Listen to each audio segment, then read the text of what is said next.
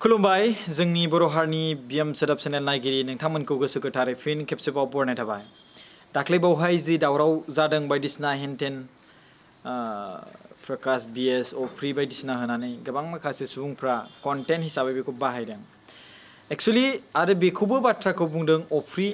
ना सफ्रि आरो लोगोसे बि राजा आरो माखासे गोबां इउटुबारफ्रा एनडिबिनि सायावहाय भिडिअ बानायदों। नै ओरैबायदि बाथ्रा बुंदों। एक्चुअली नोंथांमोना फार्स्ट मानिफ्राय बे बाथ्राया जादों आरो आं सोरखौ बुंदोंमोन बेखौ मानो नोंसोरो मानो नाया। जास्ट ओरैनो गेजेर खन्द'आव फैगोन नायगोन आरो बेखौनो जानला मानला बुजिगोन।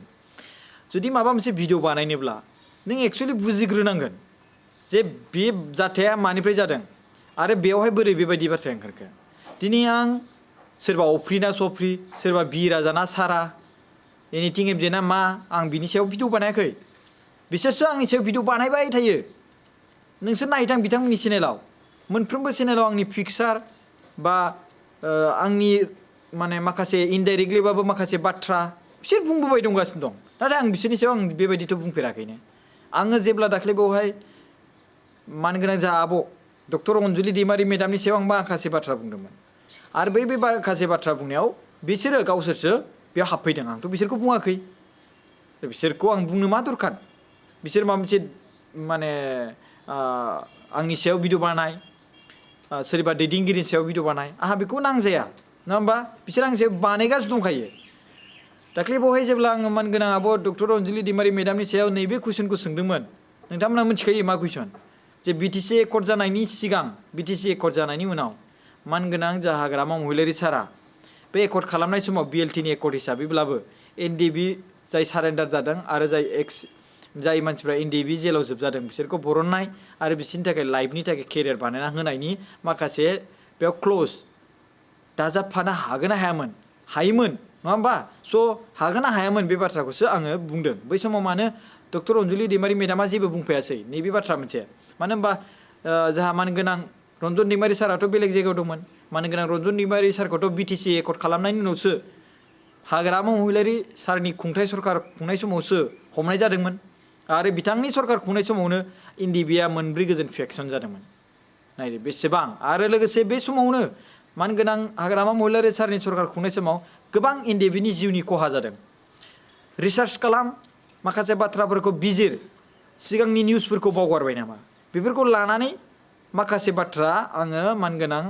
आब' रन्जन दैमारिनि अनसुलि बिनानाव जाहा डक्टर अनजुलि दैमारि मेडामनावसो आं बै बाथ्राखौ बुंदोंमोन। बे बाथ्राखौ नों सिगां बै समावहाय 110 जौखोन्दो हाग्रामा महिलारि सारा बड'लेण्ड जाया होनना बुंदोंमोन। बै समाव नों मानो बिनि एगेजे जेबो बाथ्रा बुङासै आं नैखौसो। दासो जेब्ला हाग्रामा महिलारि सारनि सरकारा थेर बेथेर जाबाय अब्ला नों नोंनि बिदानि अननायखौ गोसोखांबाय।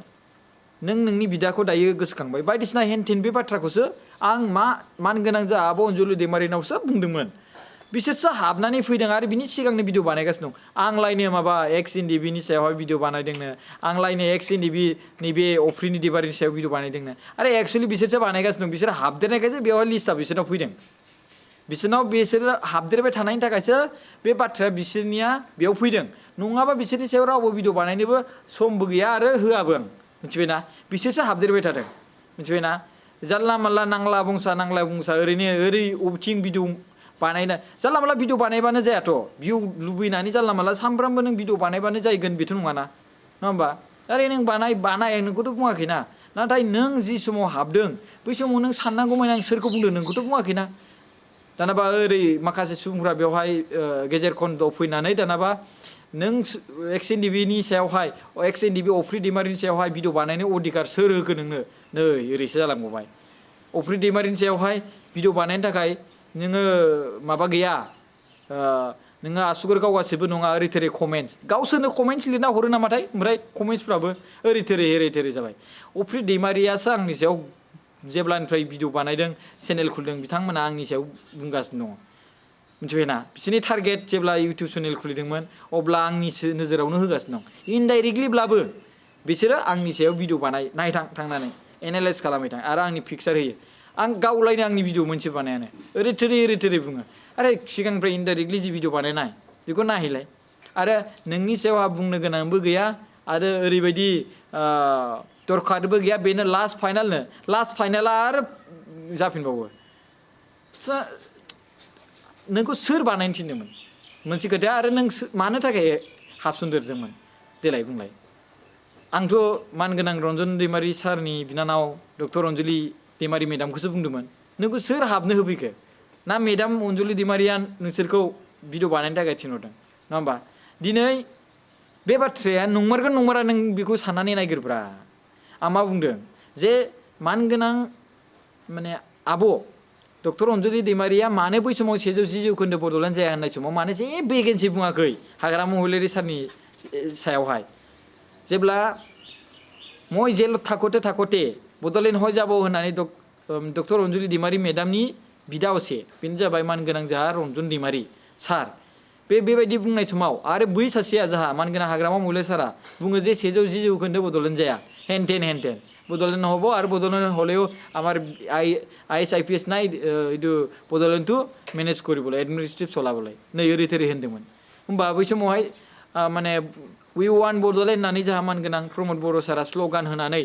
मानगोनां जोंहा बर'नि बिफा बड'फा उपेन्द्रनाथ ब्रह्मनि जि मोनसे दैदेननायनि जि महर होलांनाय बिथांनि जि थांखि आरो बिथांनि बोसोनखौ लानानै जे मुभमेन्ट खालामदोंमोन बै समाव नों माने फेरलेबसेबो जेबो बुंफानानै होनो हादिया जे हाग्रामा महिलारि सारा बड'लेण्ड जाया ओरै बेखारसो खालामदों राजनितिकसो खालामदों ओरै थोरै होनबाय थानाय समाव माने जेबो बुंफानो होनो हादिया जियानो हक नाथाय बे बाथ्रायाथ' सैथोमोन ना अब्ला दिनै हाग्रामा महिलारि सारनि सरकारा बायनाय लोगो लोगोनो दिनै बिनि सायाव रायज्लायबाय बिनि सायाव दा बुंबाय ओरै थोरै हेनटेन बिराद गोसो होनाय 100% नोजोर होनाय बायदि जाबाय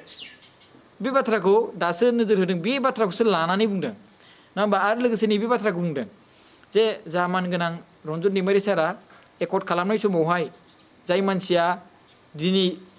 बहा थानांगौ गाबोन बहा थानांगौ एफा गिदिर बड'लेण्ड आर्मिखौ सामलायबोबाय बे मानसिया कि सोरबा एकर्ड खालामनायनि सिगां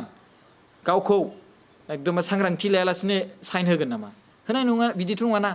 गोजान 25, 26 आं बे समाव डिसकास खालामनायनि माखासे बाथ्रा खोनाबावदों आं बेफोरखौथ' बुंनो थांबावाना नङा होमबा एसेबां गिदिर इस्युसिम मानो थांनो जेब्ला रन्जन दैमारि सारनि न'खरनि जि सोद्रोमाफोर दं एकर्ड खालामखांनायनि उनावहाय भारत सरकारा रन्जन दैमारि सारखौ लाबोनो थिनदोंमोन नङा होमबा स' बेफोरबायदि गोबां बाथ्रा दंना बेफोरखौथ' आं बुङाखै नङा होमबा स' दिनै बे बाथ्रा माने डक्टर अन्जलि दैमारिनि मेडामनि सायावसो फैनाया दाख्लै बांद्राय बे बायदिसिना बुंबाय थानायावसो माने बे बाथ्राखौ सिगां बुंनायमोनबा मोजां जागौमोन नङा होमबा नैबे बाथ्राखौ आं बुंदों माने सिगाङावहाय बुंफायोमोनबा खिजान बै समाव आरो जस जाबावगौमोन मानसिफ्रा गोबाङानो नङा होमबा दिनै माखासे रं डाइरेक्सन बा इमसनेलि बाथ्रा बुंनानै माखासे रायजो राजाफोरखौ फाव फान्दायनाय बायदि बाथ्रा बाहायनाय नैबे बाथ्रायावसो आं नैबे बाथ्राखौ सोंथिखौ ओंखारहोदोंमोन नाथाय बेवहाय सोरबा अफ्रि सफ्रि बिसोरसो गावसोरसो फैदों आं बानायाखै बिसोरनि सायावहाय बिसोर फैनायावसो नैबे बाथ्रा रायलायनायाव ओंखारदों आंहा दरखार गैया बिसोरनि सायाव भिडिअ बानायनो बिसोरसो आंनि सायाव भिडिअ बानायबाय थायो माबा आंखौ ओरैबायदि बुं ओरैबायदि होन ओरैबायदि बुं दानाबा बिसोरो आंनि सायाव डिसाइड खालामसिगोन माबा आं माबा भिडिअ बानायनायावबो माबा मोनसे चार्जेस लायोब्लाबो आरो प्रब्लेम जानाय सोरबा मदद बिनाय बेखौबो आं बुजिनो रोङानो हेनटेन आंनि पार्सनेल लाइफआव बाथ्रा बुंनाय बिसोरसो आंनि सायाव बानायगासिनो दं आं बानायाखैथ' आंथ' जास्ट दैदेनगिरिफोरनि सायावसो जाय जोंनि बर' हारिनि आइजोफोरखौ रैखाथि होनो थाखाय मुभमेन्ट खालामबोदों दानाबा आंखौ बिसोरसो उल्था माखासे रायजो राजाफोरनि सायाव मिसगाइड खालामना होबावबाय जेनेबा जे आंलायनि बेजों रुजुदों आंलायनि बेजों सुजुदों आरो आं बिनि सायाव सोंथिसो सोंदों लिडार नालाय बे जेब्ला माखासे बाथ्राखौ बै समाव खालामदोंब्ला दिनै बे समाव माने खालामाखै दिनै खालामदोंबा बै समाव माने खालामाखै बे बाथ्रासो सावरायलायनाय जादोंमोन नोंसोरसो बेयाव हाबफैदों जाय अफ्रि दैमारिखौ मोजां मोनगिरि नोंथांमोन आं नोंसिनि अफ्रि दैमारि बि राजा एनिथिं एमजेनायाव आं हाबदेराखै बिसोरसो आंनाव हाबदेरफैदों बिसोरसो आंजों ग्रुप जानानै बिसोरो आंखौ बाथ्रा दान्थेनो फैदों नङा होमबा जे आंनि सोंनायनि फिननायखौ बिसोर जेबो होनोथ' हाखाया नालाय दानाबा बिसोर इउनिटि जानानै आरो दानाबा मा होनदों गावसोरनो कमेन्ट खालामो ना मायो माबा माबि एलिगेसननि कमेन्ट्स खालामलाबायबावो एकदमबारे खालाम नोंसिनि गोसोनि खोथा आरो लोगोसे नोंसोर जि डाइरेक्सनाव थांदों नोंसिनि खोथा नोंसोर सोरखौ सापर्ट खालामो नोंसोर हाग्रामा महिलारि सारखौ सापर्ट खालामनायनि बाथ्रा बुंगासिनो दं आं नोंसोरखौ माबा मोनसे बुंफेरदों नामा आंथ' बुङाखैना नोंसोर दिनै गोबां दुसिगासिनो दङ प्रमद बर' सारनि सायावहाय गोबां दैदेनगिरिफोरनि सायावहाय बुंगासिनो दं आं नोंसोरखौ माबा बुंदों नामा बुङाखैना आं दिनै मा होनदों अन्जलि दैमारि मेडामनि सायावहाय बा हाग्रामा महिलारि सारनि सायावहाय कुइसन सोङोब्ला नोंसोरा एकदमबारे खर'आव ओरै ओरै जाखाङो आंनि सायाव भिडिअ बानायो आंथ' नोंसोरो इसेबां बुङो आंथ' नोंसिनि सायाव भिडिअ बानायाना आरे नोंसोरो बुंनाय नोंसोर सोंनाय नोंसिनि पइन्ट बेफोरो बिसोर नोंसिनि बाथ्रा आंथ' नोंसिनि बाथ्रा सोंनायाव आं मानो इनभल्भ खालामनो नाथाय नोंसोरो मा एकदमबारे कन्टेन्ट भिडिअ भिउ नांगौ ओरै एकदमबारे दावराव ओरै सोरै खालामनो दा खालामबायानो नायदो आंथ' अनजुलि दैमारि मेदामनावसो सोंदों आंहाथ' डाइरेक्टलि अनजुलि दैमारि मेदामनिसो सायावसो बे जेब्ला समाजनि गेजेराव ससाइटिनि गेजेराव सोंबाय जेला आंबोथ' समाजनि गेजेरावनो भिडिअनि ससियेल मिडियानि दारैनो सोंगोन ना सोरबा बुंलायबाय बिनियाव पार्सनेल थांना मानो सोंहैया अब्ला बेबोथ' थांनानै पार्सनेलि प्रमद बर' सारनाव सोंहैनो हायोमोन ना सोरनिबा सासेनि लिडारनियाव सोंहैनो हायोमोन ना मानो सोंहैयाखै माने मिटिङाव बुंदों आरो लायनो खायसे सुबुङा बुङो बे लायनो पलिटिसियान नङा पलिटिसियान नङाब्ला बे मानो बेफोरखौ नोंसोरो मानो एनालाइज खालामग्रो फरायग्रो बिपिएफनि प्रग्रामाव थांनानै बक्थ हैनाय स्पिच हैनाय बिपिएफनि अफिसाव थांनानै माखासे दैदेनगिरि माबा मानसिफोरजों आइजोफोरजों लोगो हमनाय स' बेफोर मा पलिटिसियान खायनोथ' ना नङा होमबा स' बेफोर खोथाखौ लानानैसो रायज्लायनाय जादोंमोन एसेबां बेबायदि नङा नोंथांमोना जे उफ्रि दैमारिनि सायाव आं भिडिअ बानायदों बिराजानि सायाव बिसोरसो आंनि सायाव भिडिअ बानायदों नङा होमबा बिसोरसो आरो आं बिसोरनि भिडिअ बानायनायखौ आं जेबो बुंनो थाङा दे बानाय नाथाय इभेन बेखौ दा बुंथार दै जे आं बिसोरनि सायाव भिडिअ बानायनाय बायदिसिना नङा होमबा आंहा बिसोरनि सायाव टाइम बोनो गोनां गैया आरो दरखारबो गैया नाथाय बिसोरसो माने आंनि सायाव भिडिअ बानायनायाव अनजुलि दैमारिनि जि मोनसे मिसगाइड खालामनायाव आं बाथ्रा बुंनायाव बिसोर जेब्ला बुंबाय बै बाथ्राखौ आङो जास्ट मा होनदों क्लियार खालामना होनायावहाय बिसोरनि नामखौ लानो गोनां जादोंमोन बेयावसो बास नङा आं एक्स एनडिबि अफ्रि दैमारिनि सायावहाय आं बुंनो गोनांथि गैयामोन बे जेब्ला बांद्राय बुंबाय आं बै जायगायावसो बुंबाय नों रियेलि एक्स एनडिबि नंमारगोन नंमारा जे नों सासे एक्स एनडिबि मोनब्ला नोङो जुदि आर्मि सासननि बायदि एक्स एनडिबि आर्मिनि जि ट्रेनिं मोन्दोंमोनब्ला अब्ला गावखौनो गावथ' बिदि गोग्गाना लानाय नङाना जे सासे एनडिबिआ जे बड'लेण्ड आर्मि जानानै बड'लेण्डनि थाखाय जे गावनि समखौ गारबाय बै समनि बिलुखौ लुबैफिननाय नों सासे एनडिबि नंमारगोन नंमारा बेखौसो आं सोंनाय जादों नङा होमबा बे बाथ्राखौसो बे बुंदोंना गबिन्द सारनि खि हासुदै सुनाय मानाय नों मिथिगौ नामा माबा प्रेक्टिकेल थिउरिनो आरे भाई नोंनि जि प्रेक्टिकेल नोंनि जे थिउरि बे नोंनि पकेटाव लाबानो जाबाय बे नोंनिखौ नों लाबानो जाबाय जोंनिखौ जों मिथिसै नों मालायनियावहाय नों माखासे बाथ्रा नोंनि सायावथ' आं बुङाखैमोन नङा होमबा दिनै नों प्रेक्टिकेल थिउरिनि बाथ्रा बुंनो फैदों दिनै गोबां प्रेक्टिकेल मावबोदों प्रमद बर' सारा बैनि बाथ्राखौ मानो बुंनो रोङा नोङो हो बेसेबां थिउरि मारिदों प्रेक्टिकेलावबो थिउरियावबो बेसेबां खामानि मावबोदों नङा होमबा दिनै नोङो हाग्रामा महिलारि सार प्रेक्टिकेलबो थिउरिबो मावदों नाथाय नैबे जे पलिटिक्स जे राजखान्थि बे राजखान्थिनि दारै जे बिटिसि एकर्ड खालामबाय बिटिआर एकर्ड खालामबाय बिटिसिनि जे एकर्ड फान्ड फैनाय 17 इयार्सनि गेजेराव बे रां महात्मा गान्धीनि जे फान्ड जे महरै फैदों बे रां फान्ड रायजो राजाफोरनि थाखाय पाब्लिकनि थाखाय बे कारापसन खालामनायनि सायाव नोंसोर माने जेबो बुङा आरो बे जे दाथ' दे दा रुल जाबाय बै समाव बहा दंमोन नोंसोरो बै समाव मा खालामना थादोंमोन जेबो बुङाखै आंथ' बै समावबो बेखौ बुंदों आरो दाबो आं बुंगासिनो दं मानो होनोबा बिथांनि जि रुलिं बिथिंनि जे कारापसन खालामबोनाय जाहाथे रायजो राजाफ्रा बेखौ मोजाङै मोजां बुजिना लायो दा जुदि बे समाव बेनो जुदि मोनफिनोब्ला बेनो जुदि बे खामानिखौ मावफिननो मोनोब्ला अब्ला एखेसो ना बे बाथ्राया दिनै जाय मानसिया बड'लेण्ड स्टेटखौनो जाया बड'लेण्ड स्टेटखौनो जाया बा बिटिआर एकर्डनि दारै जि गामि सोसननायनि जि इमप्लिमेन्ट खालामनाय बे रेसपन्सिबिलिटिखौ आं लाया आंनि नङा बेबायदि होनग्रा होमबा दाबायदियाव बे जुदि हाबोबा होमबा सनितपुर बिश्वनाथानो माथो बिनि दारैबाथ' हाबनाय नङा बेथ' गोसोबो होखानाय नङा दिनै मानगोनां प्रमद बर' सारनि थाखायनो दिनै माखासे मा होनदों एसेमब्लिफ्राव बर' रावजों एसामिस रावजों लोगोसे इंलिस रावजों लोगोसे बर' रावजों थाफाबाय नोंसोर नुगोना नुवाखै बेखौ बेसेबां बर' रावनि बाहायगासिनो दं गेट मानि बर' राव बाहायदों हो बड'फानि मुंखौ लानानै आसाम नाङैनो एबार स्टुडेन्ट डे हिसाबै फालिनाय जासिगोन हो आरो लोगोसे दिनै हाई सेकेन्डारिनि सिम हाई सेकेन्डारि जेनेबा आर्ट्स लाइनावहाय दा गुबुन सेक्टरावबो जागासिनो दं बे गुबुन साबजेक्टआवबो साइन्स स्ट्रिमानो होन मा होनदों बिकम माने कमार्स स्ट्रिमानो होन बेफोरनि लाइनावबो जालांगोन नाथाय आर्ट्स स्ट्रिम जागायजेनबाय बर' रावजोंनो नों फरायनो हासिगोन सोरनि सरकार दैदेननाय समाव जाखो बियो नङा होमबा स' गोबां खोथा थायो दिनै नोङो जाय हाग्रामा महिलारि सारा खामानि मावदोंमोन बेफोर खामानि मावनायनि जि बिटिसि सेक्रेटारिनि खामानिखौनो 17 बोसोराव बे कमप्लिटखौनो खालामनो हादों इभेन मोनसे गेटखौनो मोजां बानायनो हादिया बियो बेखौ फैनानै मानगोनां प्रमद बर' सारा बेसेबां समायना रमायना डेक'रेसन खालामबाय डिमापुरनि बायखोन्दा नेरसोन बेवहाय फुटाप खालामबाय गोबां डिजाइन खालामबाय रंगिना संगिना गोबां मानसिफ्रा बे फट' खेबहैनो थाङो समायना रमायना होननानै बड'लेण्ड गेट बायदि बे मा होनो निउ दिल्ली गेट बायदि स्टाइलै बेसेबां मानसिफ्रा रायजो राजाफ्रा बेयाव माने समायना मोननानै गोजोननानै एकदमबारे नङा होमबा स' बेबायदि नाथाय बेखौथ' हाग्रामा महिला सारा जुदि कमप्लिट खालामनो सरकार दैदेननो मोनोमोनब्ला माबायदि बानायगौमोन बेखौथ' जों बेखौबो मिथिबावला बिथांनि दैदेननाय लोगो लोगो दिनैनो क'क्राझार टाउननि लामाखौ नायदो बेसेबां गुवार जाखो बेसेबां गुवार वां वां जादों बेखौ नोंसोर नायगिरना नायाखै होमबा बेखौ मानो बिनि सायाव मानो बाख्नाया बिनि सायाव मानो बुङा दिनै नोंसोर बुङो जे बिटिआर रेकर्ड जानायनि उनावहाय सान्ति जे किडनेपिं खालामनाय गावथारनाय बे